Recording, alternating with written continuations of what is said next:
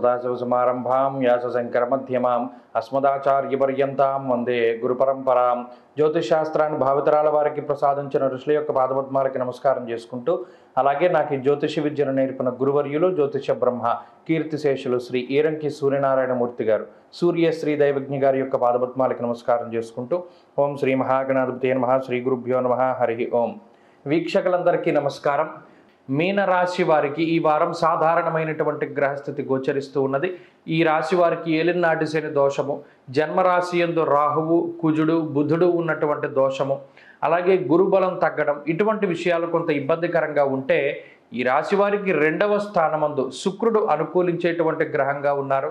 అలాగే చంద్రబలం కొంత అధికంగా ఉన్నది. అయితే ఇటువంటి గ్రహస్థితిలో శుక్రచంద్రులు మాత్రమే అనుకూలంగా ఉన్నటువంటి ఈ పరిస్థితుల్లో కొంత వ్యసనాలకి ధనాన్ని ఎక్కువగా ఖర్చు పెట్టేటువంటి పరిస్థితులు, జోదంలోనూ వ్యసనాల్లోనూ ధనాన్ని ఖర్చు పెడుతూ ఉండడం, ఎవరినైనా నమ్మి ధనం ఇచ్చి లేదా ఏదైనా షూరిటీగా ఉండడం వల్ల మోసపోతూ ఉండేటువంటి పరిస్థితులు ఎక్కువగా జరిగేటువంటి కాలంగా ఈ కాలాన్ని చెప్పవచ్చు. అందుకనే చాలా జాగ్రత్తగా వ్యవహరించాలి. మరీ ముఖ్యంగా ధనాన్ని ఖర్చు పెట్టేటప్పుడు లేదా ఎవరికైనా ఒక ఎష్యూరెన్స్, ఒక షూరిటీ ఇచ్చేటప్పుడు చాలా జాగ్రత్తగా అప్రమత్తంగా ఉండాలి. ఎవరిని నమ్మి డబ్బు ఇచ్చేటువంటి పరిస్థితులు అసలు పెట్టుకోకూడదు. ఒకవేళ పెట్టుకుంటే చాలా జాగ్రత్తగా ఉండి ముందుకు వెళ్ళడం చెప్పదగినటువంటి సూచన.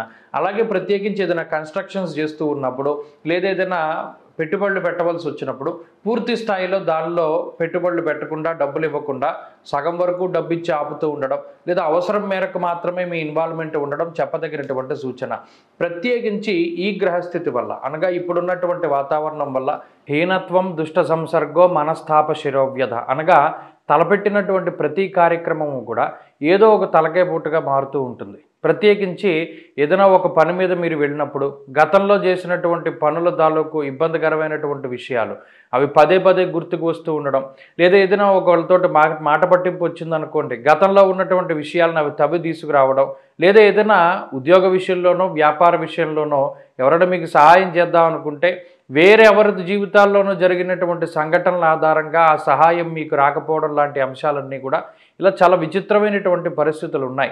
దీనివల్ల అటు శారీరక శ్రమ అధికంగా ఉంటుంది, మానసికమైనటువంటి ఇబ్బందులు, అలాగే ఉద్యోగపరమైనటువంటి విషయాలను కనుక పరిశీలన చేసినప్పుడు అవి మాత్రం సానుకూలంగా ఉన్నాయి. ఉద్యోగంలో ఏదైనా ఒత్తిడి ఉన్నా దాన్ని అధిగమించగలుగుతారు. వ్యాపారపరంగా ఉండేటువంటి మీరు తీసుకునేటువంటి నిర్ణయాలన్నీ కూడా కొంత సానుకూలంగా గోచరిస్తూ ఉన్నాయి. విద్యార్థులకి గ్రహస్థితి కొంత ప్రతికూలంగా ఉన్నది. కొంత జాగ్రత్తగా ఉండవలను. ఆరోగ్యం పట్ల జాగ్రత్త అవసరం. అలాగే స్త్రీలకు ప్రత్యేకించి ఈ గ్రహస్థితి కొంత ఆరోగ్యపరమైనటువంటి చికాకులకి, అలాగే కొంత అధికమైనటువంటి ధన ఖర్చుకి కూడా అవకాశాన్ని కల్పిస్తుంది. జాగ్రత్తగా ఉండాలి. ప్రత్యేకించి వ్యాయామాన్ని చేస్తూ శరీరం బరువు పెరగకుండా, అలాగే ఎండ దెబ్బ తగలకుండా, స్కిన్ అనగా చర్మ సంబంధమైనటువంటి సమస్యలు రాకుండా ఈ వారంలో చాలా జాగ్రత్తలు తీసుకుంటూ ఉండడం చెప్పదగినటువంటి సూచన. మీనరాశి వారి ఈ వారంలో మరింత అనుకూలమైనటువంటి ఫలితాలను సాధించడానికై సుబ్రహ్మణ్యేశ్వర స్వామి వారి యొక్క ఆరాధన చేస్తూ ఉండడం చెప్పదగినటువంటి సూచన. ఈ వారంలో కలిసొచ్చేటువంటి రోజు సోమవారంగా చెప్పవచ్చును. అదృష్ట సంఖ్య 1, అదృష్ట వర్ణము తెలుపు.